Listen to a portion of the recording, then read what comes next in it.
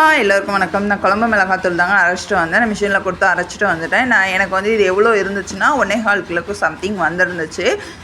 ஆற வச்சுக்கிட்டு இருந்தேன். ஆற வச்சுருந்தது கையில் தொட்டு பார்த்தா நல்லா சூடாக இருந்தது. அது அப்படி பிடிச்சிக்கிட்டு அதனால சரி நல்லா ஆறட்டும் அப்படின்னு விட்டுட்டேன் பார்த்துக்கோங்க. அதனால அடுப்பில் வந்து வடை வச்சுட்டேன். வடை வந்து கனமான பாத்திரமாக இருந்தால் தான் நல்லதாக இருக்கும். இல்லைன்னா வந்து அது கருகிட்டுனா மசாலா வந்து கசப்படுத்துகிறோம், நல்லா இருக்காது.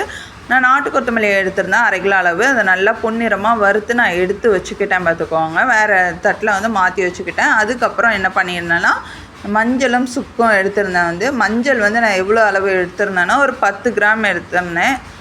10லேருந்து ஒரு 20 கிராம் அளவு மஞ்சள் எடுத்திருந்தேன். இதோட அளவுகள் எல்லாம் நான் வந்து டிஸ்கிரிப்ஷனில் வந்து நான் கொடுக்குறேன். நீங்கள் அதை பார்த்து வந்து செஞ்சுக்கோங்க. எனக்கு டக்குன்னு ஞாபகம் இல்லை.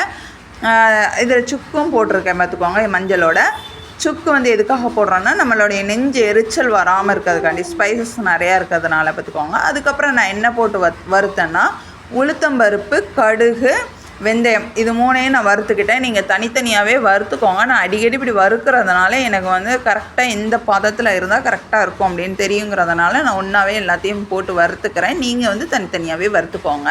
கொஞ்சம் டைம் எடுக்கும், அவ்வளோதான். ஆனால் டேஸ்ட் சூப்பராக இருக்கும். அதுக்கப்புறம் துவரம் பருப்பும் கடலைப்பருப்பையும் நான் ஃபஸ்ட்டு வறுத்துக்கிறேன். அது வந்து வறுபடுறதுக்கு வந்து ஒரு 2-3 நிமிஷம் வறுத்துக்கோங்க. அது வறுத்ததுக்கப்புறம் ஜீரகம், மிளகும் போட்டு வறுத்துக்கோங்க. நான் வந்து அந்த கிளிப்பை வந்து மிஸ் பண்ணிட்டேன், அதனால் நான் அப்படியே போடுற மாதிரி இருக்கும். ஃபஸ்ட்டு கடலைப்பருப்பையும் துவரப்பருப்பையும் வறுத்ததுக்கப்புறம் இந்த 2 ஜீரகம், மிளகும் நான் போட்டு நல்லா பொன்னிறம் வர அளவு நல்ல ஸ்மெல் வரும். இது வறுக்கவே நம்மளுக்கு தெரியும் வறுபட்டுட்டு அப்படின்ட்டு. அதையும் எடுத்து நான் வந்து தட்டத்தில் மாற்றி வச்சுக்கிட்டேன் பார்த்துக்கோங்க.